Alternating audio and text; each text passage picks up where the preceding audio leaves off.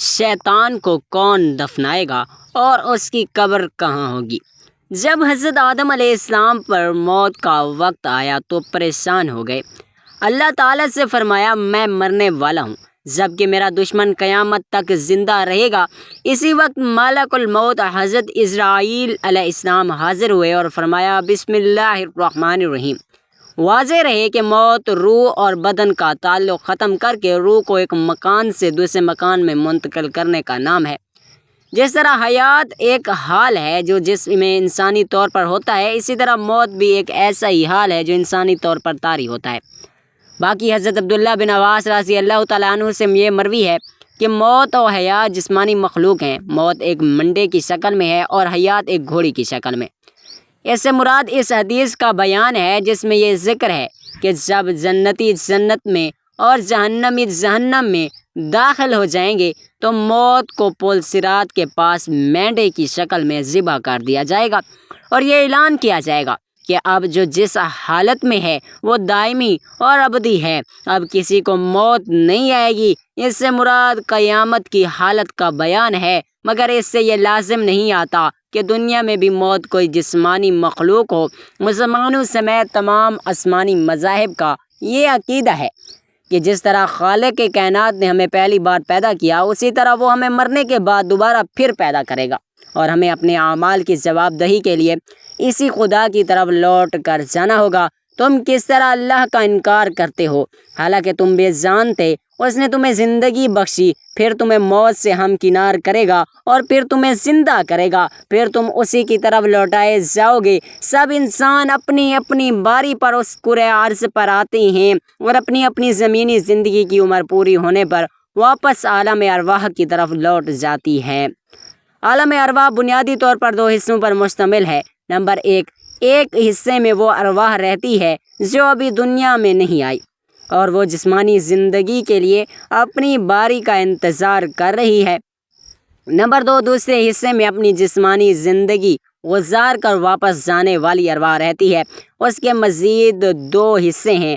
Number ایک علیین، اس میں مومنین کی ارواح رہتی ہے۔ نمبر دو سجین، اس میں کفار و مشرکین اور منافقین کی ارواح رہتی ہے۔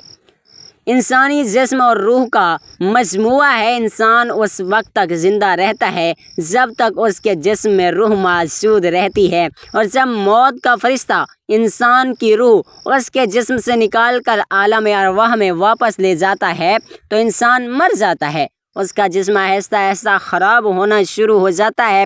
مسلمانوں کو حکم ہے کہ جلد از جلد میت کو غسل دے کر، کفن پہنا کر نماز جنازہ پڑھیں اور اسے زمین میں دفن کر دیں۔ موت ہماری زندگی کی سب سے بڑی حقیقت ہے۔ ہزاروں سال سے لوگ اس زمینی دنیا میں پیدا ہو رہے ہیں اور اپنی زندگی کی طے شدہ عمر پوری کرنے کے بعد واپس چلے جاتے ہیں۔ کوئی 50 سال، کوئی 60 سال تک جیتا ہے تو کوئی 100 سال سے بھی زیادہ زندہ رہتا ہے۔ بالآخر سب کو ایک نہ ایک دن مرنا ہے اور اپنے رب کے حضور حاضر ہو کر ان آزمائشوں کے لیے جواب دہ ہونا ہوگا جن سے وہ زندگی میں گزرتے رہے ہیں۔ ہر جان کو موت کا مزہ چکھنا ہے اور ہم تمہیں برائی اور بھلائی میں آزمائش کے لیے مبتلا کرتے ہیں اور تم ہماری طرف پلٹائے جاؤ گے۔ ہمارے ساتھ صرف ہمارے نیک و بد اعمال جائیں گے۔ یہ زمینی دنیا ایک امتحان گاہ ہے اور ہمارے ساتھ صرف امتحان کا نتیجہ ہی آ پائے گا، باقی سب کچھ یہیں رہ جائے گا۔ خواہ ہم ہزاروں سال زندہ رہیں گے پھر بھی ایک دن ہمیں مرنا ہوگا، اور اسی زندگی کے خاتمے کے بعد ہمارا مال اور دولت ہمارے کسی کام کا نہیں۔ اس کے یہ سب جاننے کے باوجود ہم نفرتوں، کدورتوں، حسد، بغض سے باز کیوں نہیں آ جاتے؟ چند روز زندگی پیار، محبت، اخلاص، احساس، خلوص اور ہمدردی کے ساتھ کیوں نہیں گزارتے؟ آپ انہیں یقیناً سب لوگوں سے زیادہ جیتنے کی ہوس میں مبتلا پائیں گے، اور یہاں تک کہ مشرکوں سے بھی زیادہ۔ ان میں سے ہر ایک چاہتا ہے کہ کاش اسے 1000 برس کی عمر مل جائے۔ اگر اسے اتنی طویل عمر مل بھی جائے تو بھی اسے عذاب سے بچانے والی نہیں ہو سکتی، اور اللہ ان کے اعمال کو خوب دیکھ رہا ہے۔ ہماری یہ دنیاوی زندگی پنجرے میں قید پرندے کی سی زندگی ہے۔ اس دنیاوی زندگی کی قید سے آزادی کے بعد انسان کو مادی کائنات کی بندشیں روک نہیں پاتی، اور وہ اپنے نیک اعمال کی بدولت ایسی اعزازی پا لیتا ہے کہ وہ آسمانوں کی وسعتوں میں اڑتا پھرتا ہے۔ موت زندگی کا دوام ہے، موت ہمیں حقیقی زندگی تک پہنچانے کا ذریعہ ہے، موت ہمیشہ قائم رہنے والی نعمتوں کا دروازہ ہے۔ حالانکہ آخرت کی زندگی بہتر ہے اور وہ ہمیشہ باقی رہنے والی ہے۔ موت دنیاوی پابندیوں سے آزادی کا ذریعہ ہے، موت خالق کائنات اور اس کے محبوب نبی اکرم صلی اللہ علیہ وآلہ وسلم سے ملاقات کا ذریعہ ہے۔ موت سے قبل ہماری روحیں بیدار جسم میں قید ہوتی ہیں اور موت کے ذریعے وہ اس قید سے آزاد ہو جاتی ہیں اور نیک اعمال کی صورت میں عالم ارواح میں علیین کی خوبصورت زندگی میں رہنا شروع کر دیتی ہیں، جہاں زمان مکان کی کوئی قید نہیں ہے۔ کرۂ ارض پر لڑائی جھگڑا، دنگا و فساد روز کا معمول تھا۔ غرور تکبر میں ڈوبے مختلف قبائل ایک دوسرے کو نیچا دکھانے کے لیے ہم ہر وقت آپس میں دست گریباں رہتے ہیں۔ اس روز کی خونی ریزی سے زمین لہولہان ہو چکی تھی، خوفناک آوازوں سے پہاڑ صحرا لرز اٹھتے تھے، خود اہل آسمان بھی مضطرب و متفکر تھے۔ ایسے میں باری تعالیٰ نے جبرائیل امین علیہ السلام کو حکم دیا کہ فرشتوں کی ایک جماعت اس فساد کے قلعہ کما کے لیے زمین پر بھیجی جائے۔ چنانچہ فرشتوں کی ایک جماعت زمین پر اتری، اس نے سرپسند عناصر کا خاتمہ کر کے باقی مخلوق کو دور دراز جزیروں کی جانب دھکیل دیا۔ فرشتوں کا کام ختم ہو چکا تھا، انہوں نے آسمان پر جانے کے لیے ابھی اڑان بھری ہی تھی کہ ان میں سے چند ایک کی نظر نیچے زمین پر لاشوں کے ڈھیر کے درمیان ایک معصوم نوعمر لڑکے پر پڑی جو زاروں قطار رو رہا تھا۔ اس کے والدین سمیت پورا خاندان اس جنگ میں کام آ چکا تھا۔ فرشتوں کے اس بچے کی کم عمری اور معصومیت پر ترس آیا، انہوں نے حضرت جبرائیل علیہ السلام کے ذریعے اللہ تعالیٰ سے اجازت لی اور اس بچے کو آسمانوں پر لے آئے، جہاں یہ فرشتوں کی زیر نگرانی تعلیم و تربیت کے مراحل طے کرنے لگا۔ اس بچے کا نام عزازیل تھا۔ زمین و آسمان کے وجود میں آنے کے بعد اللہ رب العالمین نے دو مخلوقات پیدا فرمائی، ایک نوری اور دوسری ناری۔ نوری مخلوق کو نور سے پیدا فرما کر آسمانوں پر تعینات فرما دیا، فرشتے کہلاتے ہیں اور نہایت نیک سیرت، معصوم اور فرما بردار ہیں۔ وہ ہر وقت ہر لمحہ رب ذوالجلال کی عبادت میں مصروف رہتے ہیں، نہ کھاتے ہیں نہ پیتے ہیں نہ ہی سوتے ہیں۔ ان میں کوئی مذہب کی نمائش نہیں اور نہ ہی ان کی افزائش نسل ہوتی ہے، جبکہ دوسری مخلوق جو ناری کہلاتی ہے اسے بھڑکتی ہوئی آگ کے شعلوں سے پیدا فرمایا۔ اس مخلوق کو زمین پر مقرر کیا گیا، وہ جنات کہلاتے ہیں۔ ان کی اکثریت میں شر کا مادہ بہت زیادہ ہوتا ہے، ان میں مؤنث و مذکر بھی ہوتے ہیں۔ لڑائی جھگڑا، دنگا فساد ان کا پسندیدہ مشغلہ ہے، وہ شادیاں کرتے ہیں اور ان کی نسل بھی خوب بڑھتی ہے۔ عزازیل اپنا تمام تر وقت تسبیح و تحمید اور عبادت الہی میں گزارتا تھا، اس کے ساتھ ہی اسے ہر علم کے سیکھنے اور جاننے کا شوق بھی تھا۔ چنانچہ بہت جلد اس نے فرشتوں میں اپنا ایک مقام بنا لیا اور آسمانوں پر فرشتوں کا سردار مقرر فرما دیا گیا۔ اہل آسمان اسے معلم و ملکوت کے نام سے یاد کرنے لگے۔ اللہ تعالیٰ نے اسے 4 پروں سے نوازا تھا اور گزرتے وقت کے ساتھ ساتھ اس کے درجات میں اضافہ ہوتا جا رہا تھا۔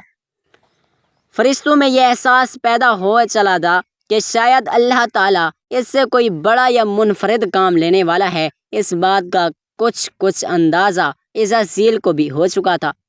شاید یہی وہ احساسات تھے کہ جب اس کے دل کے کسی گوشے میں احساس سے برتری کے بیج میں سے تکبر کی ایک ننھی سی کونپل پھوٹ پڑی، جو وقت کے ساتھ ساتھ پروان جھڑتی رہی اور وہ فرشتہ ملائکہ میں مغرور و مشہور ہو گیا۔ لیکن اسے اس بات کی قطعاً پرواہ نہیں تھی کہ اہل آسمان اس کے بارے میں کیا رائے رکھتے ہیں۔ وہ تو اپنے رب کی زیادہ سے زیادہ قربت حاصل کرنے کی جستجو میں مصروف رہتا۔ ہمارا ایمان ہے کہ اللہ تعالیٰ کا کوئی بھی کام حکمت سے خالی نہیں۔ یہ وہ وقت تھا کہ جب عزازیل اللہ کے مقرب فرشتوں میں اپنا مقام بنا چکا تھا، اور پھر وہ مبارک دن بھی آ گیا جب رب ذوالجلال نے فرشتوں کو مخاطب کر کے فرمایا، میں زمین پر اپنا نائب بنانے والا ہوں۔ ملائکہ نے اللہ تعالیٰ کا یہ فیصلہ سنا تو انہیں کچھ حیرانی ہوئی، اس لیے کہ زمین کی مخلوق کا دنگا فساد ان کی آنکھوں کے سامنے تھا۔ اللہ تعالیٰ نے تب حضرت آدم علیہ السلام کی پیدائش سے 1000 سال پہلے زمین پر جنات کو پیدا فرمایا، جنہوں نے پہلے دن سے زمین پر قتل و غارت گری مچا رکھی تھی۔ چنانچہ فرشتوں نے عرض کیا کہ اے پروردگار، یہ زمین پر فساد برپا کریں گے، آپس میں خون ریزی کریں گے، جبکہ ہم تو دن رات تیری تسبیح و تحمید میں مصروف رہتے ہیں۔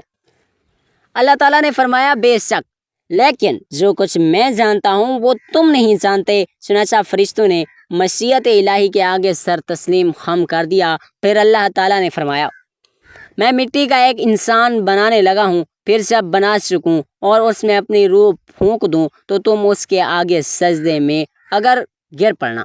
ابلیس کے غرور نے اسے مردود بنا دیا، اور جب اللہ نے فرشتوں کو سجدے کا حکم دیا تو وہ سب سجدے میں گر گئے، مگر شیطان نے انکار کیا اور غرور و تکبر میں آ کر کافر بن گیا۔ اللہ تعالیٰ نے فرمایا اے ابلیس، تجھے سجدہ کرنے سے کس چیز نے روکا؟ اس نے کہا میں افضل ہوں، مجھے تو نے آگ سے پیدا کیا اور اسے مٹی سے بنایا۔ اللہ نے فرمایا تو بہشت سے نکل جا، تجھے شایع نہیں کہ یہاں غرور کریں، پس نکل جاؤ، تو مردود ہو گیا۔ اس نے کہا مجھے روز محشر تک کی مہلت دے دیں۔ اللہ نے فرمایا جب تجھے مہلت دی جاتی ہے۔ پھر شیطان نے کہا کہ مجھے تو نے ملعون کیا، مگر میں بھی تیرے سیدھے راستے پر چلنے والوں کو بہکاؤں گا، ان کے آگے سے اور پیچھے سے، دائیں سے بائیں سے، غرض ہر طرف سے آؤں گا، تو ان میں سے اکثر کو شکر گزار نہیں پائے گا۔ اللہ نے فرمایا یہاں سے ذلیل و خوار ہو کر نکل جا، ان میں سے جو شخص تیرا کہنا مانے گا میں تجھ سمیت ان سب سے جہنم کو بھر دوں گا۔ بارگاہ خداوندی سے دھتکارے جانے کے بعد شیطان عزازیل سے ابلیس بن گیا۔ اس کے غرور و تکبر کی بنا پر اور اس کی ہزاروں سالوں کی تسبیح و تقدیس اور عبادت و اطاعت اس کے منہ پر مار کر اسے عرش سے فرشتے پر پھٹک دیا گیا۔ ناظرین، قرآن کریم میں اللہ تعالیٰ ارشاد فرماتے ہیں کہ ہر نفس کو موت کا ذائقہ چکھنا ہے، یعنی کائنات کے ہر جاندار کے لیے اللہ پاک نے موت کا وقت اور جگہ متعین کر رکھی ہے۔ اس سے کسی کو چھٹکارا نہ ملے گا اور نہ ہی کوئی اس سے بھاگ سکے گا، اس لیے ابلیس شیطان کو بھی ایک دن موت آئے گی۔ ناظرین، جب شیطان مردود کو اللہ تبارک و تعالیٰ نے جنت سے نکال دیا تو اس نے اللہ تبارک و تعالیٰ سے قیامت تک کے لیے مہلت مانگی کہ قیامت سے پہلے مجھے موت نہ آئے، لیکن اللہ پاک نے اسے وقت مقرر تک یعنی خاص وقت تک مہلت دی، جسے قرآن کریم کی سورۃ حج میں یوں بیان فرمایا گیا ہے۔ اس نے کہا اے پروردگار، لوگوں کی زندہ کیے جانے تک مجھے مہلت دے۔ اللہ تبارک و تعالیٰ نے ارشاد فرمایا تجھے مہلت دی جاتی ہے وقت مقرر تک۔ ناظرین گرامی، وقت مقرر کو مفسرین نے اس وقت تک کے لیے لکھا جب حضرت اسرافیل علیہ السلام پہلی دفعہ سور پھونکیں گے۔ ناظرین، قیامت کی نشانی جب پوری ہو جائے گی تو مومنوں کی بغلوں کے نیچے سے ایک خوشبودار ہوا گزرے گی جس سے تمام ایمان والے وفات پا جائیں گے، اور پھر اس کے بعد 40 سال کا زمانہ گزرے گا کہ جس میں کوئی بچہ بھی پیدا نہ ہوگا، یعنی ہر انسان کی عمر کم سے کم 40 سال ہوگی۔ مسلمان چونکہ مر چکے ہوں گے اس لیے زمین پر صرف مشرک اور کفار رہ جائیں گے۔ تفسیر در منصور جلد 15 پر لکھا ہے کہ جب مومنین کی وفات کو 40 سال گزر چکے ہوں گے تو پھر حضرت اسرافیل علیہ السلام پہلی دفعہ سور پھونکیں گے۔ شروع میں اس کی آواز نہایت کم ہوگی، لوگ کان لگا کر سنیں گے، مگر پھر یہ بڑھتی اس قدر زیادہ ہو جائے گی کہ کانوں کے پردے پھٹ جائیں گے، ان کے نتنوں سے پیپ بہنا شروع ہو جائے گی اور لوگ مر جائیں گے، انسان، جن، فرشتوں، یہاں تک کہ شیطان ابلیس کو بھی اس وقت موت آئے گی۔ اس کے 40 سال بعد حضرت اسرافیل علیہ السلام دوسری مرتبہ سور پھونکیں گے تو پھر تمام مردے زندہ ہو جائیں گے اور قیامت قائم ہو جائے گی اور میزان لگے گا، یعنی نفخہ اولی کے وقت ابلیس کو موت آئے گی، اور نفخہ اولی اور نفخہ ثانیہ کی مابین 40 سال کا عرصہ ہوگا، اور یہ کہ ابلیس 40 سال تک مردہ رہے گا۔ ناظرین، آئیے اب اس بات پر روشنی ڈالتے ہیں کہ ابلیس کو موت کیسے آئے گی اور وہ یہ 40 سال مردہ حالت میں کہاں گزارے گا۔ اس سلسلے میں حضرت کعب رضی اللہ تعالیٰ عنہ کی مشہور روایت پیش کرتے ہیں کہ حضرت کعب بن احبار رضی اللہ تعالیٰ عنہ فرماتے ہیں کہ جب اول البشر یعنی حضرت آدم علیہ السلام کی وفات کا وقت آیا تو وہ پریشان ہو گئے اور اللہ تبارک و تعالیٰ سے عرض گزار ہوئے، اے اللہ، میری موت سے میرا اصلی دشمن خوش ہوگا کیونکہ میں مرنے والا ہوں اور وہ قیامت تک کے لیے زندہ رہے گا۔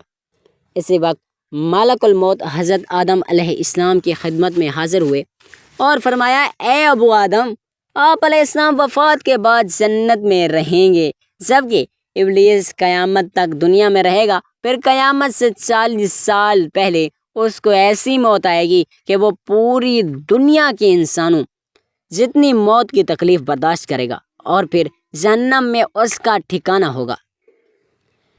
حضرت کعب رضی اللہ تعالیٰ عنہ مزید ارشاد فرماتے ہیں کہ حضرت آدم علیہ السلام نے ملک الموت سے فرمایا کہ مجھے ابلیس کی موت کا منظر بیان کرو۔ ملک الموت علیہ السلام نے ابلیس کی موت کا حال بیان کرنا شروع کیا تو وہ اپنی دردناک موت تھی کہ حضرت آدم علیہ السلام اپنی آنسو پر قابو نہ رکھ سکے۔ لوگ حضرت کعب رضی اللہ تعالیٰ عنہ سے عرض کرنے لگے، ہمیں بھی ابلیس کی موت کا کچھ منظر بیان کریں۔ لوگوں کی بیجا فرمائش پر حضرت کعب رضی اللہ تعالیٰ عنہ نے ابلیس کی موت کا منظر یوں بیان فرمایا۔ اللہ تبارک و تعالیٰ مالک الموت سے فرمائے گا، میرے غضب اور غصے کا لباس پہن کر جاؤ، ابلیس کی روح قبض کرو اور ابلیس سے تمام انسانوں اور جنوں سے زیادہ سختی کرنا۔ جب مالک الموت علیہ السلام غضب و غصے سے بھر کر موت کے فرشتوں کے ساتھ ابلیس کی روح کو قبض کرنے آئیں گے تو جو بھی آسمان و زمین میں ہیں ان کو دیکھ لے گا، وہ فوراً ہی مر جائے گا۔ جب مالک الموت علیہ السلام ابلیس کے پاس پہنچیں گے تو وہ دھانے مار مار کر روئے گا۔ پھر شیطان کو موت کی تکلیف دی جائے گی جو کہ ساری مخلوق کی تکلیف سے بھی زیادہ ہوگی۔ ابلیس گھبرا کر مشرق کی جانب بھاگے گا تو کبھی مغرب کی جانب، لیکن ہر طرف اپنے سامنے ملک الموت علیہ السلام کو پائے گا۔ سمندر میں چھپنے جائے گا تو سمندر اسے جگہ نہ دے گا۔ آسمان کی طرف آئے گا تو وہاں مقررہ فرشتے اس کو آگ کے کوڑے ماریں گے۔ حضرت آدم علیہ السلام کی قبر کے پاس جا کر کھڑا ہوگا اور کہے گا، اے آدم، تمہاری وجہ سے ملعون مردود بننا، کاش کہ تم پیدا ہی نہ ہوئے ہوتے۔ پھر ملک الموت علیہ السلام کہے گا، کتنی سختی اور تکلیف کے ساتھ میری جان نکالو گے؟ ملک الموت فرمائیں گے، جتنے لوگ جہنم میں ہیں ان سب کی موت سے کہیں زیادہ تکلیف اور سختی کے ساتھ۔ یہ سن کر شیطان تڑپنے لگے گا اور چیختا چلاتا ادھر ادھر بھاگنے لگے گا اور اسی جگہ پہنچ جائے گا جہاں اس نے جنت سے نکلنے کے بعد پہلا قدم رکھا تھا۔ وہ جگہ آگ کے انگارے کی طرح سرخ ہوگی، زمین چنگاری کی طرح ہو جائے گی اور زبانیہ فرشتے اس کو گھیر لیں گے اور زنبوروں اور آروں سے اس کی چیریں گے جب تک اللہ تبارک و تعالیٰ چاہیں گے۔ اس وقت تک حالت نزا اور موت کے غصے کا شکار رہے گا اور وہاں جہنم کی سنگاسیاں لگی ہوں گی، ان کی سنگاسیوں سے تڑپتا تڑپتا کر اس کی جان نکالی جائے گی۔ حضرت آدم حضرت حوا علیہ السلام سے کہا جائے گا، ذرا اپنے دشمن کو دیکھو کس طرح ذلت کے ساتھ مر رہا ہے۔ وہ دیکھ کر کہیں گے، یا اللہ، تو نے ہم پر اپنی نعمت مکمل فرما دی۔ ناظرین، انہی جہنم کے گڑھوں میں ابلیس 40 سال تک مردہ رہے گا اور یہیں اس کی قبر ہوگی۔ پھر 40 سال بعد دوبارہ حضرت اسرافیل علیہ السلام سور پھونکیں گے تو تمام مردہ زندہ ہو جائیں گے اور حساب و کتاب کا عمل شروع ہوگا۔ ناظرین گرامی، اس کائنات کی ہر چیز فنا ہونے والی ہے۔ اگر کسی کو دوام حاصل ہے تو وہ اللہ تبارک و تعالیٰ کی ذات ہے۔ بس ہمیں ہر وقت تیار رہنا چاہیے کہ کیا پتہ کب کون سی گھڑی ہماری اس دنیا میں آخری گھڑی ہو اور پھر ہمارے پاس پچھتاوے کے علاوہ کچھ باقی نہ رہے۔ اللہ تبارک و تعالیٰ سے دعا ہے کہ اللہ تبارک و تعالیٰ ہمیں آخرت کی تیاری کرنے میں اور نیک اعمال کرنے اور گناہوں سے بچنے کی توفیق عطا فرمائے، آمین یا رب العالمین۔ ناظرین، کمنٹ باکس میں اللہ تعالیٰ کی 99 ناموں میں سے کوئی ایک نام ضرور ٹائپ کریں۔